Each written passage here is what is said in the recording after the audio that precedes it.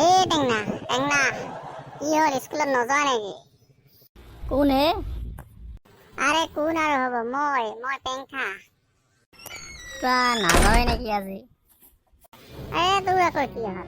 কিয় নোযোৱা হ'ল? কি আৰু কম দছ, সেই অসুখটোৱে ভাল নহ'ল না। কি অসুখ হে? আৰে দছ, সেই পেটৰ অসুখে। এইটোৱে। ডক্তৰক দেখুৱাইলে আহিলো, ঔষধখিনি খোৱা নাই নেকি? খাইছো দছ, খাইছো। চব খালো, আদা ঝাৰালৈকে খালো। কিন্তু নাই, কোনো ফল নাই।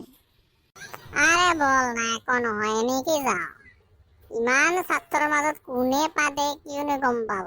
বল ওলা, মই আছো নহয়। তোমাৰ ভৰসাতে কিন্তু ওলালো। কিবা হ'লে কিন্তু তুমি বুজিবা। আৰে দোস্ত, তুমি চিন্তা নকৰিবা। দোস্তি গিলে জান দি হাজিৰে। অহাততো আহিলো তোমাৰ কথা শুনি। যিহে চলিবিলাক যদি গম পাব লাগিল, মোৰ যে কি অৱস্থা কৰিব। আরে দোস্ত চুপ থাক না, তুই একো কথা নকয়। Good morning Good sir. morning, sir. Good morning. আহিয়েচোন কিবা এটা ভাল আমোলমলীয়া গন্ধ এটা পালো। তহঁতৰ মাজৰ পৰা কোনোবাই ভাল এটা চেণ্ট লগাই আহিছে যেন লাগিছে। হয় ছাৰ, ময়ে লগাইছো। সুন্দৰ। আচ্ছা, আজি তোমালোকক মই ভূগোল পঢ়াম। আচ্ছা পেংঠা, কোৱাচোন পৃথিৱীখন ঘূৰণীয়া নে চেপেটা? চেপেটা। আচ্ছা, কেনেকে গম পালা চেপেটা বুলি? ছাৰ, যদি ঘূৰণীয়া হলেহেঁতেন আমি থিয় হৈ থাকিব নোৱাৰিলোহেঁতেন। আমি বাগৰি পৰিলোহেঁতেন। ধৰি লওঁ আমি বল এটাৰ পিঠিত যদি উঠো, আমি বাগৰি পৰো, আমি থিয় হৈ থাকিব নোৱাৰো। তেনেকৈ যদি পৃথিৱীখন ঘূৰণীয়া হলেহেঁতেন, তেনেহলে আমি থিয় হৈ থাকিব নোৱাৰিলোহেঁতেন। এইকাৰণে পৃথিৱীখন চেপেটা, যিহেতু আমি থিয় হৈ থাকিব পাৰো।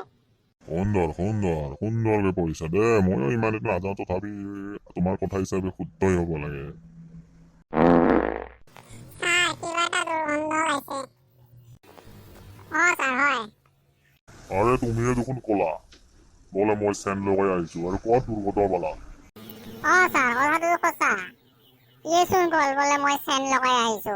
আমিতো ক'তো পোৱা নাই তেনেকুৱা দুৰ্গন্ধ। আমি ভাল চেন এটাহে পাই আছো। পেংঠাটো ঠিকেই কৈছে, বাহ তোমালোকে। দছ কিবাকে বাচিলো দে। আৰে ভাই, কথা নকবি, চুপ থাক না। তহঁত দুটা কি ফুচুৰ পাচাৰ কৰি আছা? টেংনা, তুমি থিয় হোৱা। স্যার, মই থিয় হলে কিবা অঘটন এটা হলে তুমি সম্পূর্ণ দায়িত্ব কিন্তু আপনার। আরে কি অঘটন হব হে? উঠা থিয় দিয়া। তেনেহলে কিন্তু স্যার মই থিয় দিলো। এতিয়া মাইনা, তুমি কোৱাচোন অসমৰ মুখ্যমন্ত্ৰীগৰাকীৰ নাম কি? ছাৰ, মামা। আহ সি মুখ্যমন্ত্ৰীৰ নাম কৈছে, তোৰ তাতে কি হ'ল? নাই ছাৰ, মানে উত্তৰটো শুনি ভাল লাগিছে কাৰণে কৈছে। আৰে আমি মুখ্যমন্ত্ৰীক মৰমতেহে মামা বুলি মাতো। তেখেতৰ সম্পূৰ্ণ নাম শ্ৰীযুত ডক্টৰ হিমন্ত বিশ্ব শৰ্মা। ছাৰ, মই ইয়াতে বহি থাকিব নোৱাৰো। কিবা বেয়া এটা দুৰ্গন্ধ ওলাই আছে। তহঁত কেইটাই খালি দুৰ্গন্ধ পাওঁ, আমি কিয় নাপাওঁ? কিহৰ দুৰ্গন্ধ? মইতো পোৱা নাই। ছাৰ, মোৰ কিন্তু মূৰ ঘূৰাইছে গন্ধৰ তাৰণাত। হয় ছাৰ, মোৰ কিবা মূৰটো বেয়া লাগিছে। এইবিলাক বাদ দিয়া, পঢ়াত মনোযোগ দিয়া। তহঁতে আৰ্টিকেল জানা? জানো ছাৰ। মাইনা, কোৱাচোন আপেলৰ আগত কি বহে? এন বহে ছাৰ। জেঙেলি, তুমি কোৱাচোন কাউৰ আগত কি বহে? বহে ছাৰ। এতিয়া নগেন, তুমি কোৱাচোন আমব্ৰেলাৰ আগত কি বহে? ছাৰ, বহে ছাৰ। গাধ, কোনে কৈছে এন বহে? এন। এতিয়া টেংনা, তুমি কোৱাচোন হোটেলৰ আগত কি বহে?